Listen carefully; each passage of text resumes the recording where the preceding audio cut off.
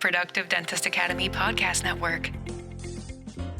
What you don't want to do is hit that eject button or hit the retirement button before it's time to do so. Welcome to Investment Grade Practices Podcast, where we believe private practice dentists deserve to get the lifestyle today while building an asset for tomorrow. Join your host, Victoria Peterson, to design the practice of your dreams and secure your financial independence. Let's get started. Most dentists don't own a business. They own a job with overhead. Hi, I'm Victoria Peterson, your host for Investment Grade Practices. And today I am here with my very good friend, Kyle Francis from Practice Transition Solutions. Hello, Kyle. You are my go-to person for all things transitions and what's happening in the marketplace. So let's start with this concept of freedom in dentistry is not about working less. Like most owners, it's just about being required less, less of my decision-making time, less oversight and delegation, So those are some of the things I want to bring up today. Like, how does all of this that seems like the soft skills, we always put that in soft skills, how does that translate into real business value? So maybe we could start with, you call it inflection points, like, where are some choice points here along the way as you're thinking about succession planning or exit planning? Well, I love the first quote that you started with, honestly. I mean, I remember whenever I was early on in my career, I would be talking with folks coming out of dental school, and it felt like a lot of them ended up falling into a couple of different categories. Maybe the first one is going to be, the artist, and so the artist is coming out and they're going to be providing just amazingly beautiful restorations and, the sculpture part of it, all that kind of stuff. And coming out, did they or did they not want to be a business owner? Many of them just didn't even think about that side, right? It's just like the craft was really what mattered, right? There were the clinicians, right? And the clinicians, and now granted, every single doctor is a clinician, but like the ones that are just like uber focused on efficacy, and on patient outcomes, and those kind of things, which honestly that's the reason I want to go to a dentist, right? I want them to be focused on those types of things. And then there's other ones who are just like, the call it the entrepreneurs, right? And the ones that really wanted to kind of build something as well. At Productive Dentist Academy, we've helped thousands of private practice owners find the clarity inside their data and take control again, starting with a free 60-minute coaching session. Head over to investmentgradepractice.com right now before the next patient sits down to claim your free 60-minute coaching session. That's investmentgradepractice.com. And the weird part is that whenever they chose dentistry as a career, any of those kind of three categories, all of them are kind of at odds a little bit with each other, right? So the art is a little bit at odds with the clinical, and the clinical is a little bit at odds with the business owning side of it. And it's like, okay, so what is it that you focus on? What is it that you can do right? Or what is it that you can do well? And so I think the reason that I like the quote so much was going to be that, yeah, a lot of them do come out and really what they end up having is going to be a job, and they also have all of these other things on top of it. So I guess the inflection points, no matter which one it is, and we kind of talk through the different types of inflection points, but a lot of it revolves around stress, right? And stressors, and everybody has a little bit of a different stressor, based on what type of person they are, what type of category they came in with, and what their expectations were. So I think the key about inflection points is going to be, what is it that is a stressor in your life and in your daily job? Yeah. Yep. So true. So, I'm thinking back to like several client interactions I've had, and you want to own the business because I own a business and it's got equity and there's an asset and there's a legacy and I'm leaving something for my children to be proud of and, all of that. But then they're like, oh, I just want to go in and quit tomorrow because of stressors. And it just depends on where you have acumen. Our team and I were talking about this, like dentists are one part scientist, one part artist, and almost 0 point accountant. Because there's a lot of numerical thinking to get through the science of medicine, but it's like chemicals and chemical bonds and equations that way and physics.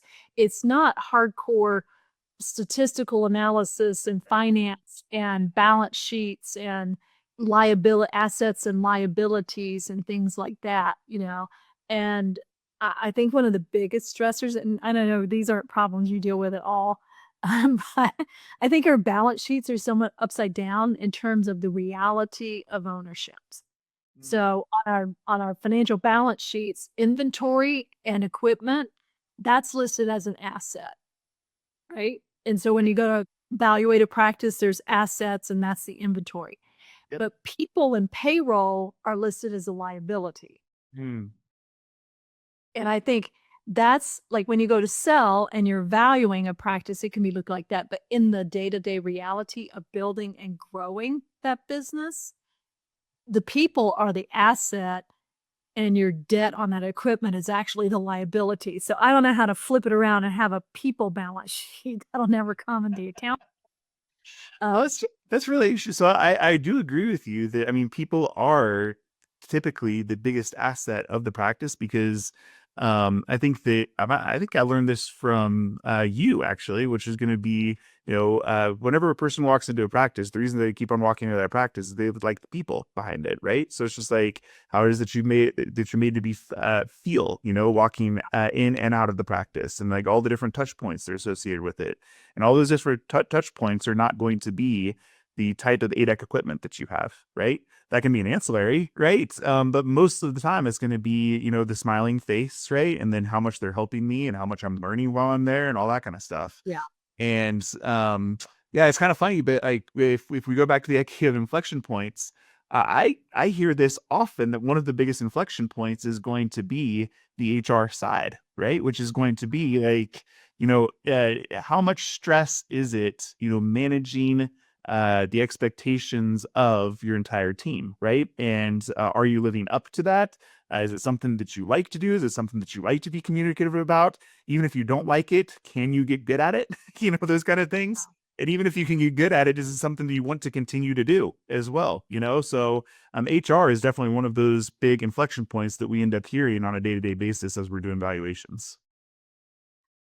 An inflection point that I'm ready to sell because I'm tired of the So I think it's the stress behind the management of those expectations, whether that's going to be, the financial outcome from a hygienist X, Y, or Z, or whether that's going to be the fact that assistant didn't show up because of different family issues. And now how am I going to be able to find somebody to help me out as I need a full clinical day, right? Yeah. By the way, my full clinical day is also what's paying the bills, for everybody, not just in my office, but then also in my life, all those different types of things. And so yeah, I mean, again, it doesn't just fall in the HR category, right? It can be a myriad of different things, right? Which is going to be, man, looking into this very small area and then working in very, very small microns, that kind of stuff. I mean, that would stress me out, honestly, whenever I think about it, if that was the career path that I had.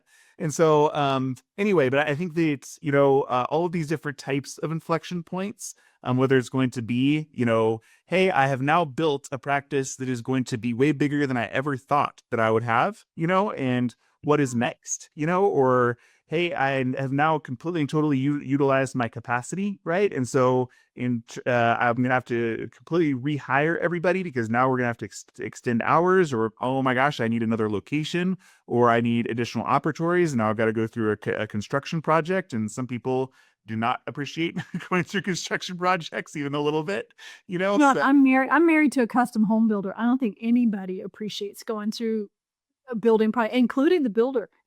It's stressful for everybody. Yep. Wow. Or whether it's like, hey, I had this associate and now that person is going to go on maternity leave, and are they going to come back, right? Or this person that I've now poured, the last 3 years into kind of teaching them has now decided that they're going to move across the country, right? It has nothing to do with like them not liking me. It's just like their personal experience is like, it's going to be taking them somewhere else. So yeah, I think these stressors kind of do cause inflection points for sure. They sure do. I just finished a series of podcasts for IGP, and the very first one is "You're Not Broken," because I think we get to these inflection points and we go, something must be wrong with me. It's my leadership. I did something wrong. I'm hustling. I'm doing everything that people told me to do, but I'm drained. Like the more successful I become, the more responsible I feel. I don't feel more free. I feel more responsible. So you get in the grind. And I think the big lie in dentistry is we never told doctors that that model only works for so long. Mm. And then you have to shift the structure within the practice. So there's the race to revenue and you grow it, and some struggle to grow it and they'll stay stagnant for a long time. Others just right out of the gate, boom, they go from 0 to 2 million. And then they've got this kind of unintentional success, right? And it's a little chaotic because the systems didn't catch up with it. And it's been really interesting. I have been a consultant for a long time, and when the phone rings, the doctors will say things like, "I want to improve my profits," or "I want to have an implant. I'm doing implants now. I want an implant practice or a sleep practice." They describe it around them and their service mix, Yeah. and I think that's part of the problem, and where the stressors come is that the business is built around them. It's not built for them. Mm. Right? And there's a big difference. So when you put in the structure and you can get a little space between the day to day and then the leader, you become more of an architect than an operator. Then you understand, well, my job is really to grow the people. Because if I don't grow the people, then they can't own the systems. And I've had 3 conversations this week and they go, well, I mean, she's good enough, but we did just get a bad review where the patient said she was rude, but, do you really think I have to replace her? I was like, "Man, you deserve great. You don't deserve good enough." So I think a lot of times, as operators, as clinicians, as owners, we tend to make it a personal failure when these things, and it's a self-improvement thing, but I'm learning it's more structural. It's more about the design, are you in network, out of network? What's the volume? What's your capacity? Those kinds of levers. Are you seeing any trends as doctors go to exit about the style of practice they have, how long they give themselves to make those choices to prepare the practice? What are you seeing in 2026? I can't believe I'm even saying that. I'm still on the Y2K bug. Yep. Okay, well, so yes, for let's definitely go through trends. Whenever you say the design of, I think that maybe the way that I end up taking that is going to be, designing what the next step ends up looking like. Probably comes down to desires more than anything else, right? So, what is it that they want? And so if they end up hitting an inflection point, which again is typically caused by some sort of stress, right? So understanding where the stress is going to be important, right? But if that ends up happening, then it's typically one of like 4 things that are good responses to that. Because a bad response is going to be throwing up your hands and say, I can't do any of this. Like this is terrible, all that kind of stuff. The first good response, I think, is going to be simplify, right? And so, like, if you decide to simplify, right, sometimes it's going to be, are you living to work or working to live type of scenario, right? And simplification is typically going to be, well, maybe I grew something because I wanted to grow it, but I didn't grow it in the right way that's going to benefit my life the best, right? And so, the second way that I typically look at it is going to be something that I know you guys talk about all the time, which is going to be, well, does the business that you've created actually end up benefiting you, from a financial standpoint? And do you end up getting what you want to out of the business, like from a largesse standpoint, right? So if you have a business that is going to be $500,000 to maybe $1.5 million in revenue, and that's just not cutting it from a capacity standpoint or from how much you need in order to live your life, those kind of things, well, you probably need to work on the business, right? And so you need to give yourself space to work on the business and the people around you to work on the business, those kind of things. The next way is going to be, Well, maybe what you really need to do is going to be to bring on partners, right, in order to help you achieve this. And some of those partners could be outside the business. Many times, what we see is going to be inside the business, which is either going to be clinical partners, right, so other doctors that you can continue to grow the business with, or financial partners. And the financial partners are going to be helping you on the business side as well. The final way of doing it is going to be if you hit the inflection point, which is the end inflection point, which is going to be retirement, right? Well, then maybe the thing to do here is going to be it's time to retire as well, right? So that's kind of the four different ways that we end up looking at it. And what you don't want to do is hit that eject button or hit the retirement button before it's time to do so, right? And so we do see that as well. So in terms of the design can kind of fall in probably, I would say, four categories itself, right? So the design based on the desire, design number one is going to be, well, you can sell it to an individual, right? You can sell the business to an individual. That's completely and totally fine. That has been happening in dentistry since, call it, the 1960s, if not 1970s, right? And it is a completely, totally fair way of selling a dental practice. Now, the metrics have not changed very much in that time, right? So essentially, it's going to be a percentage of revenue, right? So you take the total amount of revenue that you had, it's going to be something like 55 to 90% of revenue, and that is the purchase price, right? Typically, whenever that happens, you're either going to be staying on the board as an associate or you're going to be exiting stage left, right? So again, nothing wrong with this type of practice sale. Typically, it's not done for an investment grade practice, right? And the reason being is that investment grade practices typically outstripped the ability for that individual to just come in and purchase that practice in whole. So if you have a $4 million practice and you might be able to sell that for $3 million or $3.5 million to a individual, the chances that that person can take out that big of a note, very slim, right? It just has outstripped the ability. I'm just going to ask you what do you see in the affordability? Because now you're talking buyer persona, like who can come out of school with $500,000 of debt, a new spouse, a baby on the way, a mortgage payment, a broken down car, and now I'm buying a practice. Like, and I know banks are still willing to lend, but up to like $1 million, $1.5 million. Yeah, so the metric that we typically use is going to be something around the $1.8 to $2 million range, not inclusive of real estate. And now that $1.8 to $2 million is a very specific type of buyer. That person has already been out for some time. They already have a production track record, right? So the bank can feel very comfortable that they can produce the type of work that your practice may already be producing. Those are kind of fewer and far between, right? It's not like there's tons and tons and tons of those buyers out there. If you look at most buyers, producing somewhere under the $1 million range, they can probably take out something like $1 million worth of debt, And so, in certain circumstances, call it like the $2 million range, but most circumstances you cap out somewhere in like the $1.4 million range. Okay, so if your plan is, I've got an associate, he's somewhat seasoned, not great seasoned, maybe you could go up to, well, if you got an associate, you should be doing 2 million or more anyway. But if you start doing 2.5, 3, 4, 5 million with two doctors, you're kind of capping out on that individual sale, unless you're young and you want to take a 15-year road. Right. Yeah. So there's the old,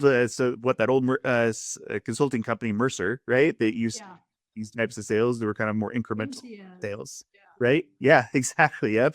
And the more incremental sales can happen over the course of, call it, 10 or 15 years, where you're selling off percentages of the business. So using that same example of a $4 million practice, maybe you end up selling, call it, a 25% stake to one person, and then, call it, a few years later, once that note is paid off, you might sell another 25% to another person, and then another 25% to another person, and finally sell out your final stake over the course of time.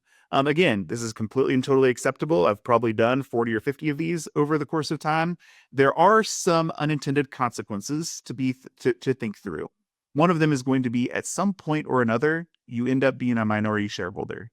And if you end up being a minority shareholder, that does kind of hamstring you a little bit, right? The reason being is that maybe you want to sell, but maybe the folks that are already on with you don't want to, right? or they don't want that person, right? And they're going to be the ones who are going to be long-term partners with that person, right? So there can be a little bit of friction on the back end of those deals. For the most part, they do work out. They do work out nicely. And the other thing is today we would be like, I don't know, 2036 to 2042. right. I don't know why that sounds so like an uncertain. It sounds like a very uncertain, like given how fast AI is coming in, how quickly the world is changing and all of that. I was like, back in the 70s, it was just a lot slower. So you had, it'll be 1982. How much could happen between now and then? But man, a 10-year span right now, I don't think the world will even look the same. That's a really interesting perspective. I actually hadn't thought about it in those terms. So the functional reason that they have to do it that way is that a bank doesn't want to lend again on a practice until the first note is paid off. Otherwise, they want to combine the notes, and then it's really hard to figure out. It's like, okay, so who's guaranteeing this note? Does the practice have to guarantee the note? If you're the original owner of the practice, do you have to sign on that note? There's all those different types of things you have to figure out as well. But you're absolutely right. Yeah, I mean, the pace of life has sped up, right? And so the fact that that still is going to be the metric that banks use, that is really interesting. And it probably has. Will banks even be here? We'll be selling with Bitcoin by then. Just Booker is, you had the scenario of, well, now you're the minority owner and the others won't buy you out or can't buy you out. I actually had one where the 3 junior partners, when the senior got minority, and there was a 3 partner, and they went and outvoted them to sell to a DSO when the original didn't want to, and he didn't benefit quite the way he thought he should. So it is a design though, right? It is a design. It's still viable. If you're in the middle of this, like keep going and go talk to Kyle and get it all. We're doing annual valuations now, and we're so grateful to your team because I don't want to coach a doctor until I know what their end game is. And I know that's a counterintuitive consulting stance, but I don't know how to tell you if you should bring in a myofunctional therapist and start working with naturopaths and do all this cool oral systemic that you might be interested in clinically.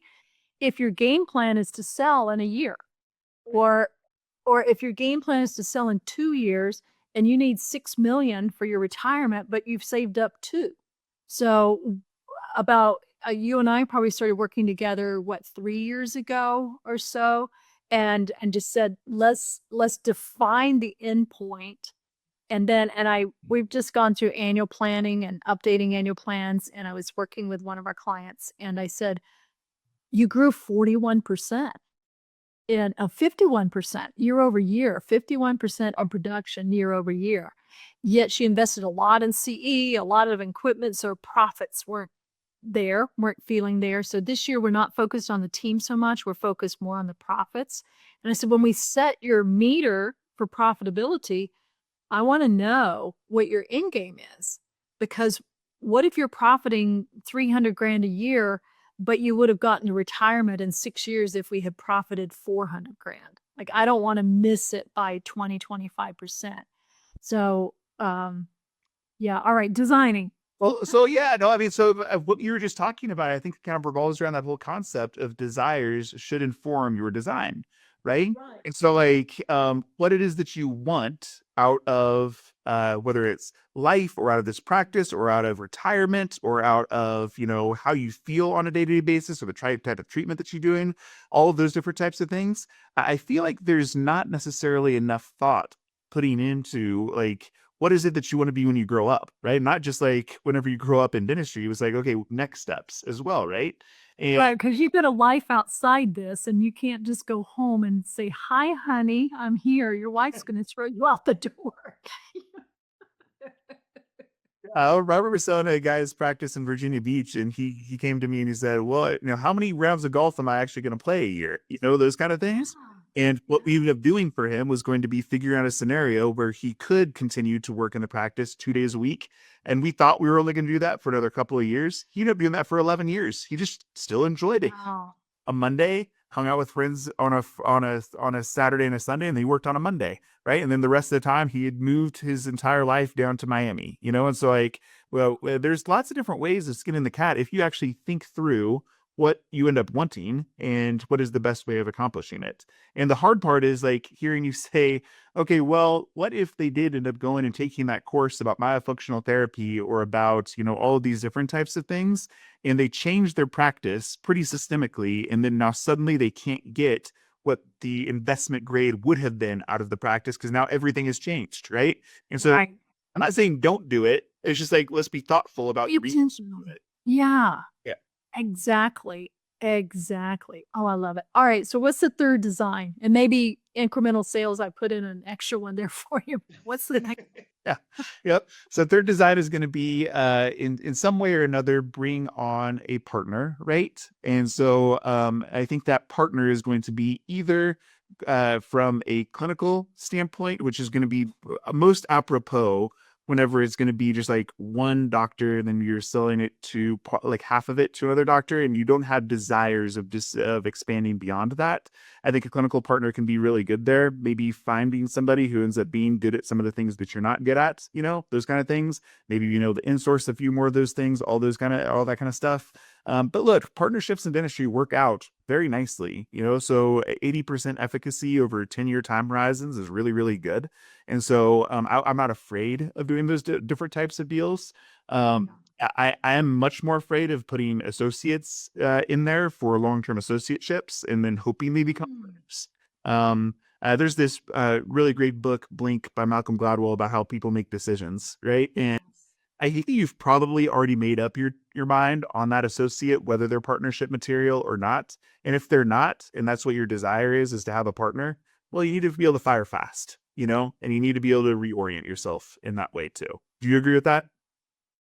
Well, I do. And I think that I always say there's no defects in people, there's defects in systems. And most of the time when there's a mismatch like that, it's because they didn't take the time to align the desires. And they didn't take like you and I would have them fill out a memorandum of understanding. Most doctors kind of fatigue out on big things like that. But I do recall a doctor saying, hey, I need to bring on this associate as a partner. It's like, great, tell him about him. Why do you need to do this? Well, he has another practice 3 hours away. He likes this area better. So for him, it's more convenient and he would rather not drive and he'd like to give up that practice. And I was like, great, but why do you need him as a partner? And he said, well, I don't have enough patients yet. I would have to do some marketing. I would have to do this. I need to get ready for him to be a partner. And I was like, wait a minute, what's he bringing to the partnership equation? And he goes, what do you mean? I said, well, if he was coming on as a partner, he would say, look, I run my business. I know it's going to take some marketing.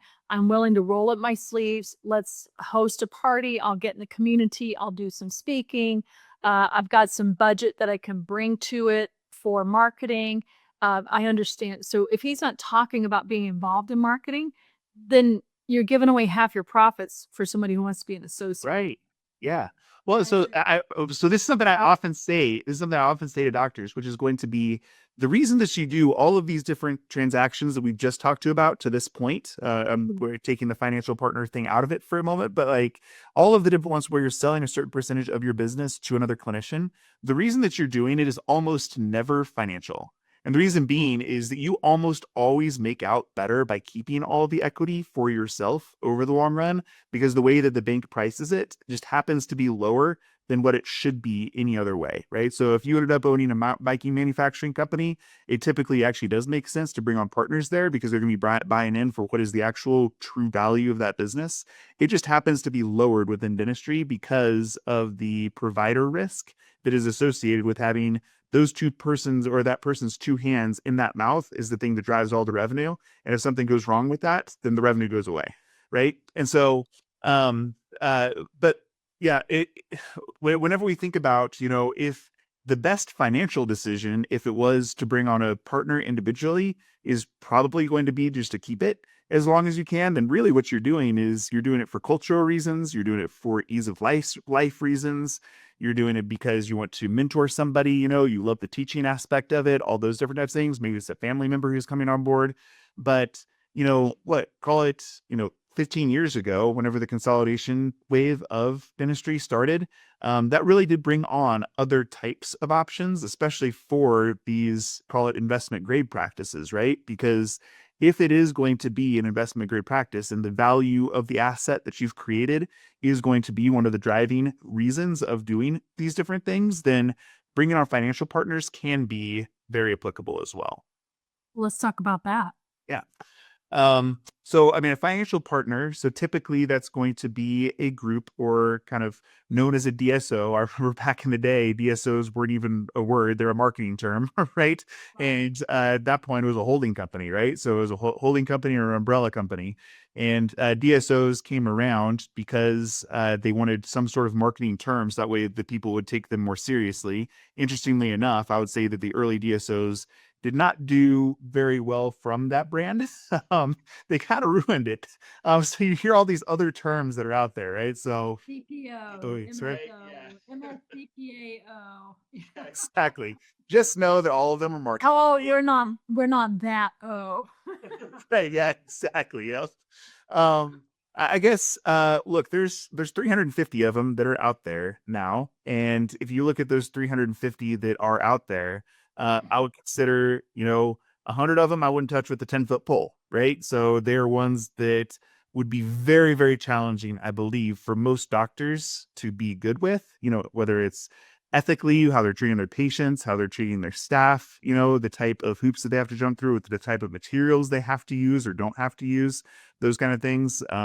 Essentially, they tried to, many of them end up making decisions that I would very much prefer doctors to make in total, right? But that leaves 250 of them, and 250 of them I actually do believe are out for many of the right things, which is going to be doing the right things by clinicians, by patients, helping doctors with the mundane tasks that they may not like to do. We talked about HR to start with, right? If you actually had centralized HR, an entire group that is focused on the HR aspect of the business, and that's something you didn't have to deal with anymore, well, that's suddenly one of those stressors that can come off of your plate, right? And what if they didn't have to, meet with the marketing company because they don't really know how to market, right? And they don't really understand whether the marketing agency that they're using is good or not good or effective or not effective, and they don't know how to track it, those different types of things. Well, by bringing on a partner that is good at those, call it mundane business tasks, it can be it can be a really big boon for the business. Well, suddenly you have Friday afternoon back. Right. Yeah. Yeah. Absolutely. Ready all day Friday. It'll go crazy. Yeah. And if I guess along with that, can you solve some of those stressors along with getting the right type of price point for that business? Because those groups are able to leverage debt and able to leverage equity in ways that you just can't do as an individual practice. And whenever I say you can't do, many people don't want to be able to do this because it really takes a lot of growth in order to be able to do this. And that's the fourth option, which is you can create your own, right? And you can create your own. And I've known people to do it as well. But suffice to say, that financial type of buyer can be very applicable from a financial standpoint. I think that it can be a boon for many of the doctors we end up working with, to their bank accounts. It can be very nice. It can also be very nice from a taking stressors off, as well as potentially giving other people opportunities that they wouldn't have had in the past as well. That could be front office, back office, doctors, mentoring programs, all that kind of stuff. All right. Well, God, I have so many questions for you, but let's dive into this fourth one. So that we just a little bit creating your own group. And you and I were talking about this before we came on air. Doctors come to me in anywhere between like 2013, 2018, and they said, I want to start a group. I probably would have been all for it. The economics were a little tight, but it was still doable. You could probably get 10 million from a bank to start a small group, and then you could start going up into, more angel investors and things like that, or you're profitable and can self-fund. I personally don't see it. I see it a little harder today, post pandemic, post supply chain disruptions, and the uncertainty of the times today. What do you see in terms of starting groups or emerging private equity backed. There's two different types, right? There's private funding, and then there's private equity, which is a little bit different. Yeah. What do you see happening with creating groups? Yeah. Okay, so let's say that you've made the choice that you want to start your own group. I would agree with you that it was way easier before, right? And there's a lot of different reasons that it was way easier, but if you think about it in these terms, just because you're scaling something does not mean that your stressors go away. You just have different stressors, right? And so now maybe instead of the stressor being, how is it that I can keep that hygiene column booked whenever my hygienist called in sick, right? Maybe you don't have that stressor anymore because you have layers of management to help with that. But, figuring out the way of making sure that, the 17th practice that you put under your platform is working the way that you want it to. What happens whenever you get beyond 5 practices and you can't show your face in there every single day? Do you have the adequate representation within that ecosystem in order to have it work? I think that, from a pressure standpoint, I know that you're kind of in a middle ground, right? So like, there's all of these very, very large groups that are getting all of these enormous discounts, right? And those enormous discounts are probably not going to be going to people who have 10 practices, right? As a matter of fact, we just started working with a practice group that has 10 locations, call it to $22 million in revenue and right at $5 million in EBITDA. That sounds great. It sounds really great. But the person that I was talking to, whenever I was talking with them, I've never heard anybody more stressed out than this person, and like, there's all sorts of different things that are going on with him and his partner and the kind of the way they end up living their lives and all that kind of stuff, that this is not something he should have on his plate right now. Right. And so just know that what is it? The old line, more money, more problems. Right. So they're just, and I don't know if I necessarily buy into that, but I think it's just different problems, and so those types of inflection points don't just suddenly go away. And at some point or another, if you decide to grow a group like that, you are still going to come face to face with the idea of, well, what do I end up doing with it? Right? You actually haven't solved the problem, right? So you've essentially said, I'm going to take a different line, but that other line still needs to come back at some point or another, which is going to be, well, what do I do with this over the course of time? It's really just kind of more zeros, right? So I'm a solo person facing succession planning and getting clarity about my exit. And we're talking 2, 3, 4, 5, $8 million, right? Or I build this huge group and now I got to go find somebody who's got 40, 50, $60 million. And there's, in my experience, there are fewer people who have $50 million laying around. Oh, that's a great point. Okay, so like if I give you like the really nice normal practice, right? A really nice normal practice is going to be called like $2.5 million of top line. You probably have, a couple of doctors working a really good hygiene program. Maybe have, call it 20%, 25% EBITDA margin. So you're running, so $500,000, $600,000 a year on that. With that type of practice, I have literally my choice of buyers. I can go out to literally 100 of them, and 100 of them are going to give offers on a practice like that. There's one practice I'm working with right now that has $60 million in revenue and $17.5 million in EBITDA. And guess how many buyers I have for that? 3? One. Oh. One. And so like it's now it's going to be a good thing, right? Because we found somebody in order to come in and do something with them. But at the same time, your buyers do get truncated as well, the bigger that you grow too. So again, that's not saying you shouldn't, right? Some people end up doing that and really, but it there are. You helped Bruce and I go to market with the Lamper Group, and like we saw it just like turned off mid 2020. Well, it was early to mid 2024. Yep. So it's been almost 2 years now, more than 2 years. And we thought, well, this is a cycle. They're all playing golf in the summer. They'll come back, but I don't think they come back. Yeah, not yet, honestly. Not yet. So anyway, so again, pluses and minuses. Again, I think if you start with desire, right, and maybe you do have a desire to grow something, just know that you can also grow something under another umbrella, and it can also shade you from some of these different types of outcomes as well.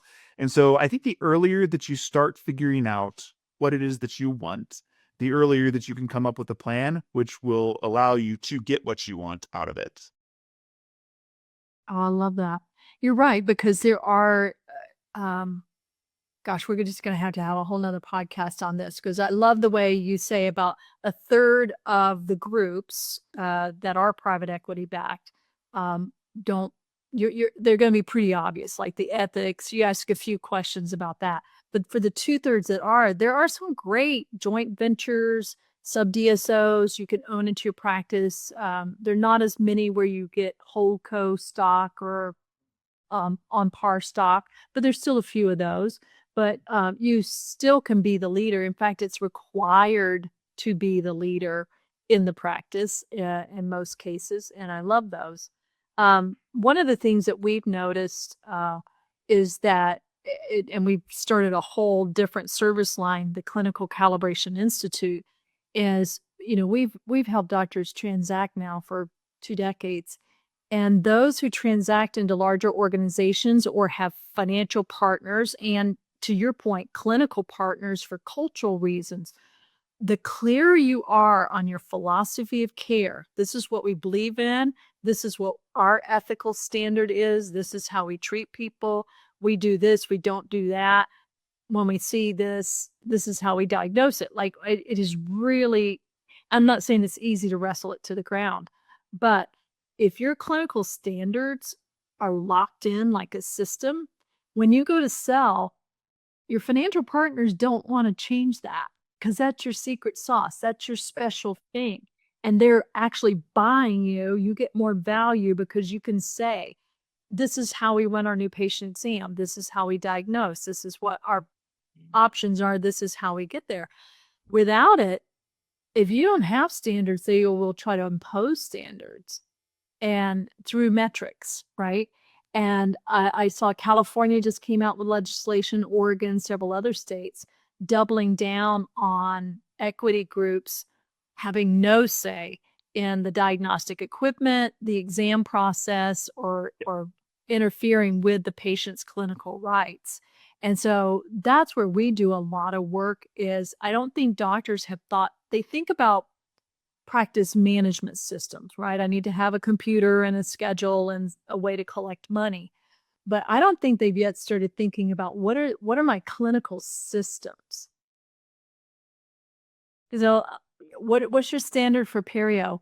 Well, it depends on what. On this hygienist does it that way. That's not a standard. It's not a system. And so, I started out at the beginning of the podcast saying that most in the past doctors would call and say, "Help me build a practice around me. I like doing implants. I like doing sleep apnea. Let's build it around me." And we made them very productive. And I can tell you, since 2026 started, I don't know what was put in the water, but every single doctor is saying, help me build a practice around systems. I want a system-based, not personality-based, not clinician-based practice.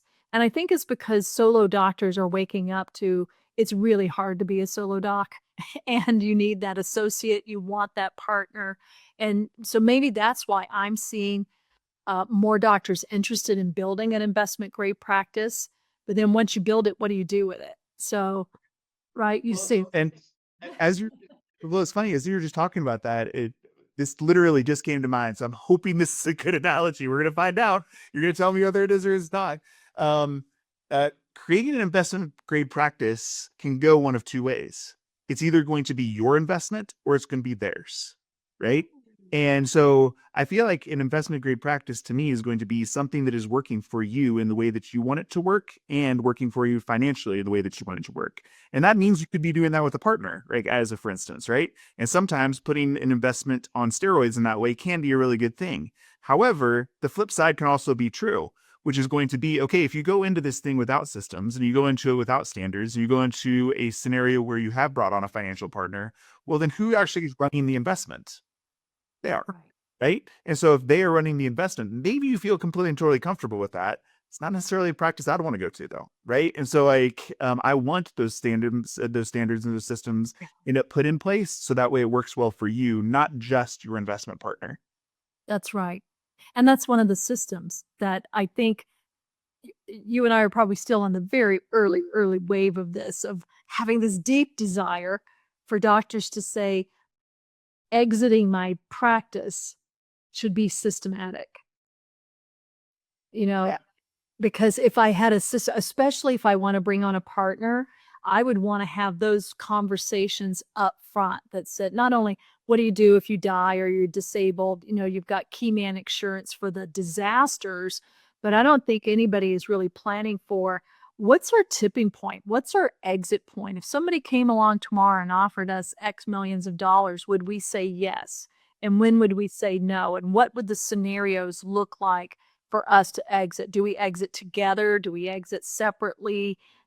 I think if we had more conversations about that up front, the partnerships, I know they work well over a period of time, but I have had so many partnerships. They wrote it out, they stuck it in a drawer, and I had no clue of what the exit um, policies were that were written into that agreement until somebody gets sick or somebody just decides, hey, wife wants to go to Italy for a year and we're out of here. And then they go, wait, you can't because this is a 20-year-old document and it doesn't work. So there's a system for everything. That's I'm very intuitive. My team will tell you I'm very big picture, but I am learning to embrace systems as designed. Right? So you walk into a well-designed home or you walk into fashion designers, it's just curated, it's intentional. And I think that's going to be the theme for 2026. Every podcast so far this year I've ended with clarity energizes you and chaos will continue to drain the life force right out of you. And building on chaos when team members don't know their roles, when you don't have, it's not hard to do. That's the fun part. It just takes some time and having somebody facilitate it. So Kyle, you're such a joy to talk to. I don't even know how long this podcast is going, but every minute of it has been a drop of gold.